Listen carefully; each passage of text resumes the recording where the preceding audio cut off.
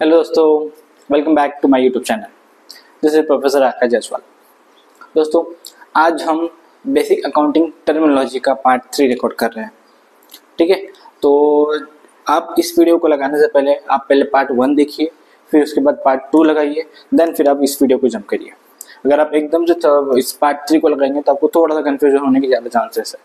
तो मैं आपको रिकमेंड यही करूँगा कि पहले आप पार्ट 1 देखिए, फिर पार्ट 2, देन फिर इस वीडियो को लगाइए, ताकि आपको जो अंडरस्टैंडिंग है कॉमर्स की टर्म्स है, बेटर अंडरस्टैंडिंग है, प्रॉपर नॉलेज आपको हर एक टर्म्स का मिल जाए। ठीक है, तो होप गाइस अभी तक आपको मैंने जितने वीडियोस डाले हैं यूट्यूब पे आपको पसंद आ रहे होंगे एंड आप उसको शेयर कर रहे होंगे एंड लाइक भी कर रहे हैं। तो thank you for your support and please ज़्यादा ज़्यादा शेयर करिए एंड सब्सक्राइब भी करिएगा। ठीक है, तो आइए आज हम स्टार्ट करते हैं बेसिक अकाउंटिंग टर्मिनोलॉजी का पार्ट 3। ठीक है, और इसमें देखता हूँ इस वीडियो में मैं मोस्टली पूरा कवर करने की कोशिश कर लेता हूँ। अगर इसी वीडियो में हो गया तो आज हमारा बेसिक अकाउंटिंग टर्मिनोलॉजी का पार्ट खत्म हो जाएगा। ठीक है, तो देखते हैं जितना कवर होता है मैक्सिमम कवर करने की मैं कोशिश करता हूँ। ठीक है दोस्तों, तो स्टार्ट करें। Okay done. तो गाइज अब तक आपने पार्ट 1 में कुछ टर्म्स ऑलरेडी हमने डिस्कस कर चुके हैं। पार्ट 1 में हमने देखा था गुड्स क्या है, सर्विस क्या है, प्रॉफिट क्या है एंड लॉस क्या है। पार्ट 2 में हमने ऑलरेडी डिस्कस कर चुके हैं नॉर्मल गेन क्या होता है, नॉर्मल लॉस क्या होता है, एबनॉर्मल गेन क्या होता है, एबनॉर्मल लॉस क्या होता है। देन फिर हमने देखेगा इनकम और गेन का क्या बहुत बड़ा डिफरेंस जो होता है उन दोनों में। जनरली हम कंफ्यूज होते हैं कि भाई इनकम और गेन तो सेम है, बट ऐसा नहीं होता है। फिर हमने देखा कि असेट की कौन सी टाइप्स होते हैं करके, फिक्स, करंट एंड फिक्टिशियस। तो आप पहले इस सारे चीज़ों को अगर आपने देख चुका हो तो बेस्ट है, नहीं देखा हो तो आप पहले पार्ट 1 और पार्ट 2 लगा लीजिएगा। ठीक है, फिर इस वीडियो को कंटिन्यू करते हैं। चलिए, तो आज हम स्टार्ट करते हैं लायबिलिटी से। किससे? लायबिलिटी से। Sir liability? हाँ, लायबिलिटी मतलब क्या होता है दोस्तों, बताओ। लायबिलिटी का एक सिंपल टर्म में अगर मैं बोलूँ तो लायबल फॉर पे। सर लायबल फॉर पे, हाँ, जो हकदार है किसके लिए? पे करने के लिए। ठीक है, समझा। लायबिलिटी मतलब कर्जा, सही कहा आपने, उधारी जो हम लोगों से लेते हैं तो उसका पेमेंट हम वो देना पड़ता है। ठीक है, तो वैसे ही कंपनी फर्म्स का भी क्या होता है, जो उन्होंने मार्केट से लोन उठाया उनको क्या करना, पे ऑफ करना पड़ता है। तो ये जो देने वाली जो जिम्मेदारी है उसे हम क्या बोलते हैं? लायबिलिटी। क्या बोलते हैं दोस्तों? लायबिलिटी। ठीक है, अब सर इसमें कुछ टाइप्स होते हैं क्या लायबिलिटी के? हाँ, अब देखो कौन से टाइप्स होते हैं। लायबिलिटी में सबसे पहले आता है फिक्स। सर लायबिलिटी में फिक्स लायबिलिटी? हाँ, देखो मैंने आपको असेट में भी डिस्कस किया था, फिक्स करंट बराबर वहां पे डिस्कस किए थे। क्या क्या कहा था मैंने उस टाइम कि फिक्स का मतलब ऐसी कुछ लायबिलिटी, वहां पे मैंने असेट की बात किया था, यहाँ पे मैं लायबिलिटी की बात कर रहा हूँ। अगर ऐसी कोई लायबिलिटी जिसका मुझे पेमेंट 1 साल बाद करना है या 5 साल बाद करना है, ठीक है, मतलब जो लॉन्ग टर्म मेरी लायबिलिटी चलने वाली है उसे मैं क्या बोलूंगा? Fix liability. क्या बोलेंगे दोस्तों? Fix liability. क्लियर है? ओके, तो देखो सर कौन से आते जरा बताइए। तो सबसे पहले अगर मैं बात करूं इसमें आता है डिबेंचर,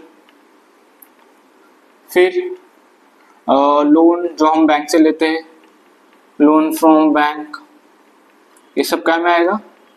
एक्सेट्रा, फिक्स लायबिलिटी में। मतलब इन सारे लोन्स का जो मुझे पेमेंट करना है वो लॉन्ग टर्म करना है, तो मुझे शॉर्ट टर्म में खत्म नहीं होने वाले, लॉन्ग टर्म चलने वाले, इसलिए क्या में कंसीडर करेंगे हम इसको? Fix liabilities. ठीक है दोस्तों, इतना क्लियर है? आगे बढ़े। ओके, अब करंट लायबिलिटी की अगर मैं बात करूं तो करंट में सबसे पहले क्या आता है? क्रेडिटर्स, और दूसरा आता है बिल्स, पेबल्स, और भी आते हैं लेकिन अब फिलहाल के लिए हम इतना ही डिस्कस करते हैं। क्रेडिटर्स में आपको भी बताने वाला हूँ, जैसे यहाँ पे मैंने आपको डेटा छोड़ दिया था वैसे डेटर्स और क्रेडिटर्स में साथ में आपको समझा दूंगा। एंड बिल्स के बारे में ऑलरेडी मैंने आपको डिस्कस कर चुका हूँ पार्ट 2 में। क्या बिल्स क्या होता है? पार्ट जैसे आपको बताया था 12th स्टैंडर्ड में बिल्स ऑफ एक्सचेंज सब्जेक्ट है जिसमें हम बिल ड्रॉ होता है, तो उसी रिगार्डिंग वही जो बिल्स पेबल होता है किसके लिए बिल्स पेबल होता है? ड्रॉवी के लिए, और बिल्स रिसीवेबल किसके लिए? ड्रॉवर के लिए। ठीक है, ये ऑलरेडी मैं डिस्कस कर चुका हूँ, तो आप यहाँ पे उससे पार्ट 2 में देख के समझ सकते हैं। ठीक है, तो करंट लायबिलिटी मतलब ऐसा क्या होता है जिसका मुझे पेमेंट विद इन 1 ईयर, मतलब 1 साल के अंदर में पेमेंट करना है, उसे हम क्या बोलेंगे? Current liability. जिसका क्रेडिटर्स कब बनते हैं दोस्तों बताओ? आपको मैं लास्ट वीडियो में ऑलरेडी समझा चुका हूँ। जब मैं कोई चीज परचेज करूंगा, बरोबर, जब मैं कोई चीज परचेज करूंगा तो मेरे क्या बनेंगे? बोलो क्या बनेंगे? क्रेडिटर्स। क्रेडिटर्स का रिलेशन परचेज से एंड डेटर का रिलेशन सेल्स। ठीक है। तो मैंने अगर कोई चीज खरीदी है तो सामने उधारी पे, हाँ ध्यान रखिएगा सारे ट्रांजेक्शन किस पे है, उधारी पे। अगर कैश में होता है तो वो तो कोई डेटर वेटर कोई कंसेप्ट बीच में नहीं आता है, लेकिन जब ट्रांजेक्शन कैसे होता है क्रेडिट में, तो हमारा डेटर और क्रेडिट कंसेप्ट बीच में आते हैं। ठीक है। तो यहाँ पे जब हम परचेस करेंगे उधारी में तो हमारा जो पर्सन है जिसको हमें देना है वो हमारा क्या कहलाएगा, क्रेडिटर्स। एंड करंट मैं इसलिए बोल रहा हूँ क्योंकि इन क्रेडिटर्स एंड रिसीवेबल का जो मुझे पेमेंट है वो मुझे विद इन 1 ईयर में खत्म करना है, इसलिए मेरा ये कौन सा लायबिलिटी है, करंट लायबिलिटी। ठीक है, डन। ओके सर, एक और चीज आपने वहां पे लिखी है, कंटिंजेंट। क्या लिखा है, कंटिंजेंट। सर कंटिंजेंट मतलब क्या, देखो अगर मैं बात करूं कंटिंजेंट लायबिलिटी की, किसकी, कंटिंजेंट लायबिलिटी की, तो कंटिंजेंट मतलब क्या, ऐसी कोई लायबिलिटी जो डिपेंड करती है मैंने कोई happening and non happening event में। Sir happening and non happening event समझ रहा नहीं है, देखो happening and non happening event ऐसे मतलब ऐसी मेरी कोई लायबिलिटी जो डिपेंड करेगा किसी डिसीजन पे। लाइक मैं एग्जांपल देता हूं, अगर कोई प्रॉपर्टी पे केस चल रहा होगा, ठीक है, तो अब मेरा जो लायबिलिटी किस पे डिपेंड करती है, बोलो, कोर्ट के ऑर्डर पे। अगर कोर्ट के ऑर्डर मेरे अगेंस्ट में आता है तो मुझे उसका पेमेंट देना पड़ेगा, लेकिन अगर कोर्ट का ऑर्डर मेरे फेवर में आता है तो मुझे पेमेंट देना नहीं पड़ेगा, वो प्रॉपर्टी मेरी हो जाएगी। बराबर, समझ रहे, मतलब ये किस पे डिपेंड है, कोर्ट के ऑर्डर पे। समझा, अगर कोर्ट का ऑर्डर मेरे अगेंस्ट में आया तो मुझे देना पड़ेगा, तो ये मैं इसको क्या मैं कंसीडर करूं, कंटिंजेंट लायबिलिटी, क्योंकि क्या पे डिपेंड करता है, happening and non happening event पे। जब कुछ ऐसा होगा तब जाके मुझे पेमेंट देना है, अदरवाइज नहीं देना। समझा, क्लियर, समझा दोस्तों। तो होप आपको ये टर्म भी क्लियर हो गया होगा। ठीक है, तो आइए आगे बढ़ते हैं। ये था हमारा लायबिलिटी का सेशन। लायबिलिटी मैंने आपको डिस्कस कर दिया, फिक्स कौन सी होती है, करंट कौन सी होती है, कंटीजेंट क्या होती है, ये आपको मैंने प्रॉपर समझा दिया। फिर भी अगर आपको इसमें कुछ डाउट रहता है प्लीज आप मुझे कमेंट कर दीजिए, मैं आपको वहां पे आंसर कर दूंगा। ठीक है, चलो आगे बढ़े। ओके सर, 10th जो टर्म है हमारा बेसिक अकाउंटिंग टर्मिनोलॉजी का, वो है कैपिटल। सर कैपिटल तुमको पता ही है क्या होता है दोस्तों, बताओ बताओ तो जल्दी बताओ क्या होता है। कैपिटल मतलब पूंजी, कैपिटल मतलब पूंजी, बरोबर। ठीक है, अब ये एक ऐसा पैसा होता है जो बिजनेस में इन्वेस्ट होता है, उसे हम क्या बोलते हैं, कैपिटल।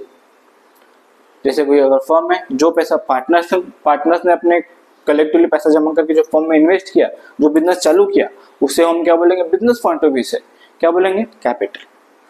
समझा, कंपनी में जो पैसा मेंबर्स लगाते हैं उसे हम क्या बोलेंगे, कैपिटल। क्लियर, समझा, ठीक है। तो सिंपल समझिए, जो पैसा फर्म में या कंपनी में पार्टनर या मेंबर्स जो पैसा लगाते हैं, इन्वेस्ट करते हैं, उसे हम क्या बोलते हैं, कैपिटल। ठीक है, ओके, चलिए आगे बढ़े। नेक्स्ट हम बात करते हैं किसकी, ड्राइंग के बारे में। सर ड्राइंग वो स्केच करने वाली ड्राइंग, ये वो पेंटिंग करने वाली जो हम बचपन में किया करते थे, KG1 KG2 में ड्राइंग बनाते थे, ऐसा सनसेट बनाते थे, टूटा फूटा घर बनाते थे, रास्ता बनाते थे, वो वाली ड्राइंग की बात कर रही है, नहीं वो वाली ड्राइंग की बात हम यहाँ पे बिल्कुल नहीं कर रहे। यहाँ पे जो ड्राइंग का मतलब निकलता है यहाँ पे पर्सनल यूज।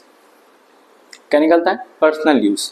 मतलब जब अगर मैं कोई पार्टनरशिप की बात करूं तो उस पार्टनरशिप में जब कोई पार्टनर अपने पर्सनल यूज के लिए बिजनेस का पैसा लेके जाएगा तो उसे हम क्या कहलाएंगे, ड्राइंग। एंड ये जो ड्राइंग का पैसा है वो किसने लेके गया, पार्टनर ने। तो फर्म उस पार्टनर कैपिटल में से उसको पैसा लेना लेके रखेगा। समझा क्या बोला, ड्राइंग होता है पर्सनल यूज। जब कोई पर्सन अपने प्राइवेट पर्सनल यूज के लिए कुछ पैसा कर बिजनेस से निकाल के लेके जा रहा है, तुम बिजनेस के लिए यूज कर रहे हो क्या, नहीं, तुम अपने पर्सनल यूज के लिए कर रहे हो, तो फर्म ये पैसा लेना लिख के रखता है एंड इस पे इंटरेस्ट भी चार्ज करता है। क्या बोला, समझा, इस पे इंटरेस्ट भी चार्ज होता है। जैसे हम इंटरेस्ट ऑन कैपिटल की बात करूं, जो पैसा फर्म यूज करता है तो उस पे इंटरेस्ट देता है ना। फर्म देखो दोनों अलग अलग एंटिटी है, मेंबर्स अलग, पार्टनर्स अलग, फर्म अलग, कंपनी अलग, दोनों अलग अलग एंटिटी। फर्म बोलता है तुमने मुझे जो पैसा दिया मैं तुमको उस पे क्या दे रहा, इंटरेस्ट। कैपिटल पे इंटरेस्ट मैं तुमको दे रहा हूँ ना, इंटरेस्ट ऑन कैपिटल के नाम से साल का, बरोबर, ठीक है। और वैसे ही अब फर्म बोलता है कि यार जो तुमने मेरे फर्म में मुझसे पैसा लेके गए उस पर मैं इंटरेस्ट चार्ज करूंगा। तुमने पैसे दिया तो तुम बराबर इंटरेस्ट ले रहे, मैंने जो पैसे लिया तुम उसमें इंटरेस्ट नहीं लूंगा क्या? लूंगा भाई, जाहिर सी बात है। ठीक है, तो इस पे भी इंटरेस्ट ऑन ड्राइंग भी फर्म इस पे चार्ज करता है और वो भी पैसा लेना लिख के रखता है। ठीक है, डन, आगे बढ़े। ओके, फिर अब आता है हमारा favourite topic, debtors and creditors.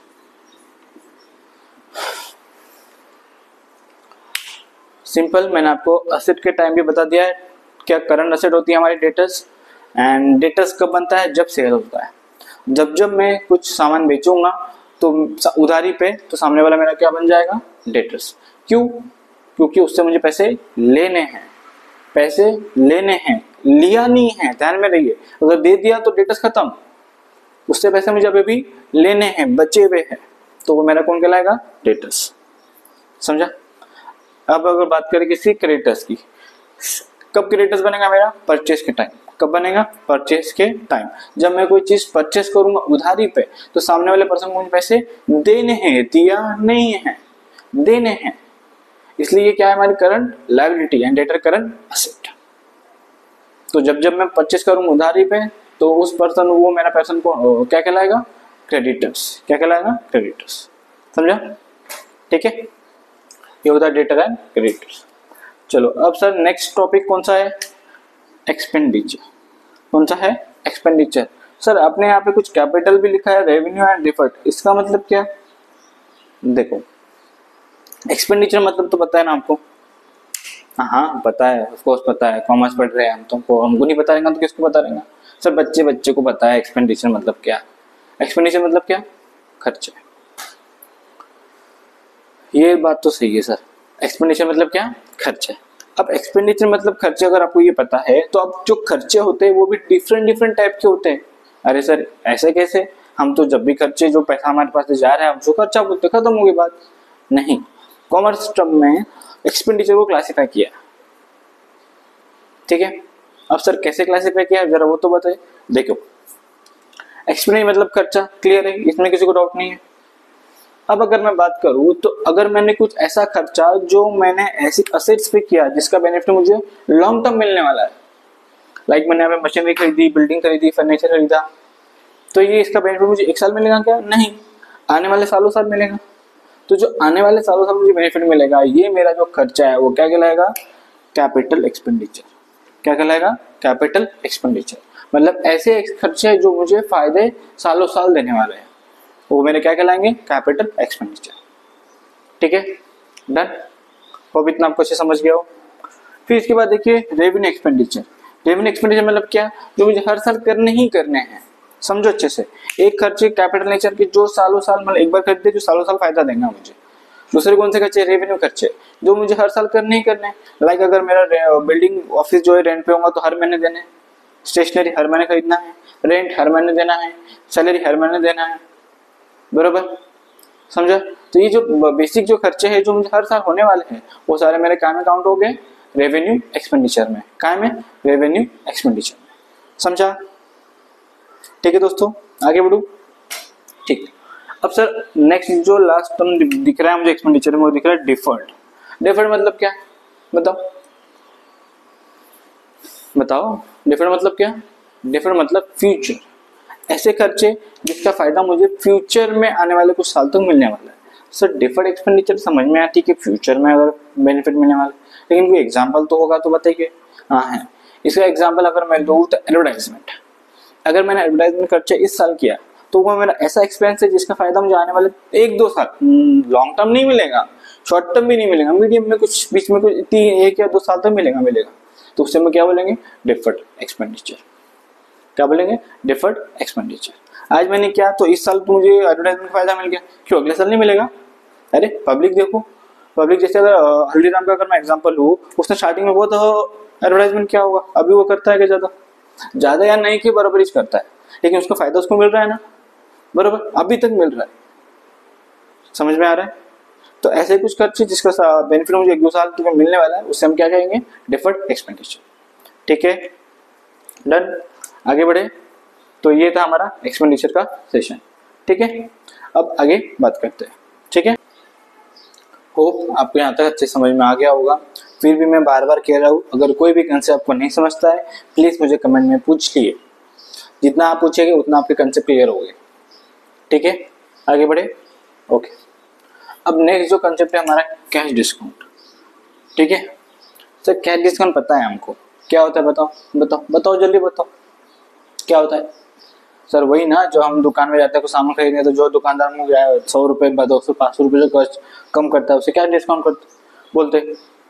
Correct, उसे हम क्या बोलते हैं? Cash discount. मतलब क्या, जब हम कुछ चिल्लर खर्चे 1000 रुपये 5000 रुपये का जो सामान लेते हैं, तो वहाँ पे जो दुकानदार है या जिससे हमने खरीद रहा है या जो हमारा ट्रेडर है वो हमें कुछ 500 1000 रुपये कम कर देता है, तो उसे हम क्या बोलते हैं? Cash discount. बट एक खास बात क्या है कैश डिस्काउंट की, कि हम बुक्स में कैश डिस्काउंट को शो करते हैं। अगर मैंने 1000 रुपये के बदले अगर 950 रुपये पे किए दुकानदार को, तो 50 रुपये मैं डिस्काउंट इनकम में शो करूंगा और 950 मेरा एक्सपेंस में शो करूंगा।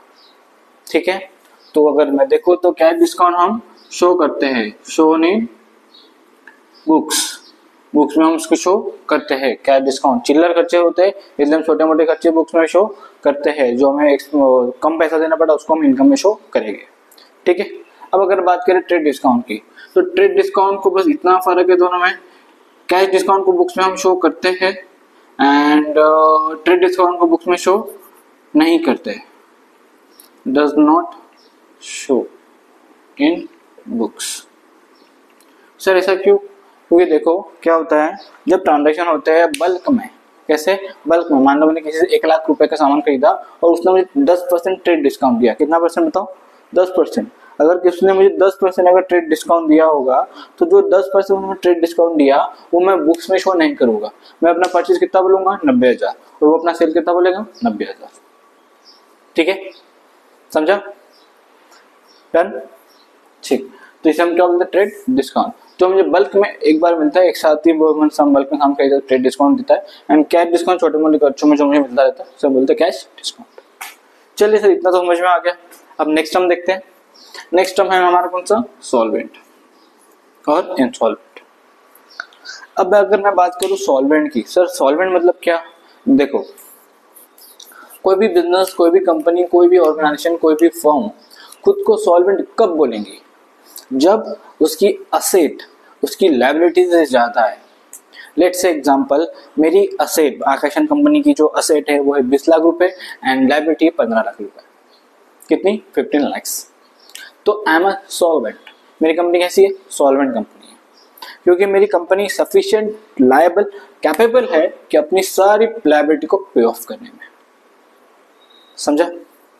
क्लियर है? क्या बोला? समझा? सॉल्वेंट मैं खुद को कब बोलूंगा? जब मैं कैपेबल हूं मेरी लायबिलिटी को पेमेंट करने के लिए, तो मैं कौन हूं? सॉल्वेंट। मतलब सफिशिएंट अमाउंट में मेरे पास असेट्स अवेलेबल है। ठीक है, अगर मैं बात करूं इंसॉल्वेंट की, सिंपल इसका उल्टा, मेरे पास असेट जो है वो क्या है? इनसफिशिएंट है। काहे के लिए? लायबिलिटी को पे ऑफ करने के लिए। लाइक एग्जांपल लिया मैंने, फिर 20 लाख मेरी क्या है? असेट्स है एंड 25 लाख मेरी लायबिलिटी है। तो 5 लाख से जो डिफर आ रहा है वहां पे तो मैं लैग कर रहा हूँ ना, तो इसी को मैं क्या कहलाऊंगा? इंसॉल्वेंट। समझा? क्लियर है? ठीक है, डन। ओके, ठीक। अब नेक्स्ट जो हमारा आ रहा है अकाउंटिंग ईयर। दोस्तों आपको पता ही होगा अकाउंटिंग ईयर क्या होता है। सर वही ना जिसके लिए हम अकाउंट बनाते हैं। हाँ, वही बिल्कुल बिल्कुल बिल्कुल सही कहा आपने। फाइनेंशियल ईयर, उसी को हम क्या बोलते हैं? Accounting year. जिस साल के लिए हम अकाउंटिंग बुक्स को रिकॉर्ड करते हैं उसे हम क्या बोलते हैं? क्या बोलते हैं? बोलो बोलो। Accounting year. As per accounting standard नहीं, हमें एक रूल्स के अकॉर्डिंग हमें बताया गया कि ईयर दे दिया। क्या आपको कौन सा ईयर फॉलो करना है अकाउंटिंग के लिए? कैलेंडर ईयर नहीं, फाइनेंशियल आपको फॉलो करना है। जो स्टार्ट कहाँ से होगा बताओ बताओ बताओ, स्टार्ट कहाँ से होगा? 1 अप्रैल से एंड खत्म कब होगा? 31 मार्च। ठीक है, क्लियर? इतना हमारा financial year and accounting year start होगा 1 अप्रैल से, खत्म होगा 31 मार्च में। एंड हमारा कैलेंडर ईयर सभी को पता ही है, एज यूजुअल 1 जनवरी को हम सब न्यू ईयर सेलिब्रेट करते हैं, 31 दिसंबर को हम पार्टी करते हैं, जहाँ पे हमारा कैलेंडर ईयर खत्म होता है। ठीक है, ओके, ठीक। एंड लास्ट जो टर्म है हमारा क्या है? Goodwill. Sir goodwill goodwill goodwill goodwill, हाँ गुडविल। गुडविल क्या होता है? रेपुटेशन।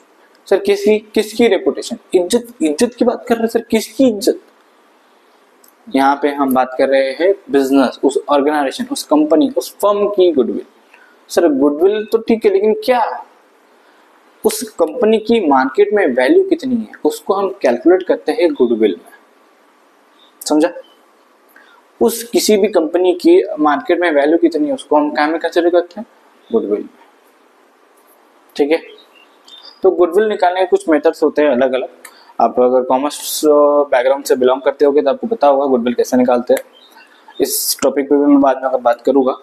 फिलहाल के लिए हम बस इतना समझिए, गुडविल क्या होती है? किसी भी फर्म, कंपनी, ऑर्गेनाइजेशन की मार्केट वैल्यू, मार्केट में कितनी है। जैसे मैंने हल्दीराम का एग्जांपल लिया, तो अभी कोई हल्दीराम को एडवर्टाइजमेंट करता है क्या? नहीं, फिर भी लोग खरीदते हैं, हल्दीराम प्रेफर करते हैं, मिल्क पैकेट भी हल्दीराम का प्रेफर करते हैं। जनरली जनरल बात कर रहा हूँ, मतलब क्या एक ट्रस्ट बन चुका है। तो ये क्या हुआ? हल्दीराम का मार्केट में गुडविल है, एक रेपुटेशन, एक नाम बन चुका, तो उसे हम क्या बोलते हैं? गुडविल। क्या बोलते दोस्तों? गुडविल। समझा? ठीक है, तो गाइस ये था हमारा बेसिक अकाउंटिंग टर्मिनोलॉजी का एंड सेशन। तो पार्ट 3 में हमने पूरा खत्म कर दिया है, एंड आप इसको प्रॉपर अच्छे से देखिए, समझिए। कुछ डाउट आता है, कंफ्यूजन आता है, बेहिचक कमेंट डालिए, डोंट वरी। मैं जैसे मुझे समय मिलता है मैं आपको प्रॉपर उसका आंसर दे दूंगा। ठीक है, तो गाइस आज हम हमारा बेसिक अकाउंटिंग टर्मिनोलॉजी यहीं पे खत्म करते हैं, एंड कुछ नए टॉपिक के साथ नए वीडियो में फिर मिलता है। ठीक है, तो तब तक के लिए पढ़ते रहिए एंड वीडियो शेयर करते रहिए, सब्सक्राइब करिए, लाइक करिए, एंड कुछ ना कुछ नया सीखते रहिए। ठीक है, तो मिलते हैं नेक्स्ट वीडियो में। Okay, tata, bye bye.